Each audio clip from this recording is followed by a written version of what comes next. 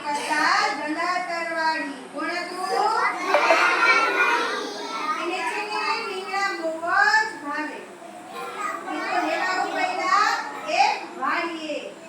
અને જોયું પેલા કોઈ વાડીમાં છે નહીં ને, એમ જોઈ લીધું. આજુબાજુ જોયું પણ કોઈને પૂછ્યા વગર કઈ લેવાય ના લેવાય. એટલે એને પૂછ્યું કોને? વાડીને. વાડીને ભાઈ વાડી રીંગણા લાવ બે ચાર અને પોતે જ જવાબ આપે. લ્યો ને ભાઈ 10 12. દલાતરવાડીએ નાના નાના 10 થી 12 રીંગણા લીધા. દલાભાઈને રીંગણાને જોઈને બહુ ખુશ થાય. પછી તો રોજ વાડીએ જાય અને વાડીને પૂછે.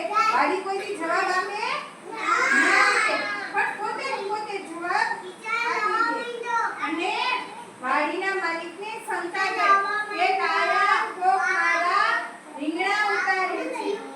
એક દિવસ ચોરને પકડવા ઈ ઝાડ પાછળ સંતાઈ ગયો અને દલાભાઈ આવ્યા અને નિયમ મુજબ પૂછી અને રીંગણા ઉતારવા માંડ્યા. વાડીવાળાએ તો દલાભાઈને પકડી લીધા. પકડી અને કીધું હું ક્યાં નામ લઈ જાઉં છું? દલાભાઈ કે હું તો વાડીને પૂછીને લઉં છું.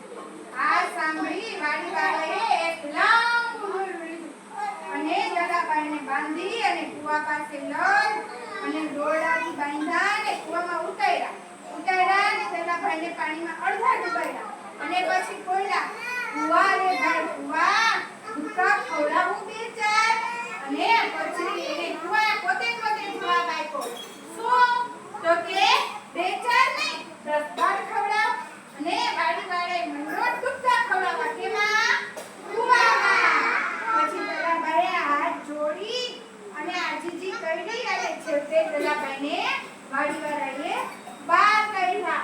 અને પછી દલાભાઈ કીધું હવે હું કોઈ દી તારી વાડીમાં પગ મૂકીશ નહીં. કોઈ દી કોઈની વસ્તુ કોઈને પૂછ્યા વગર લેવા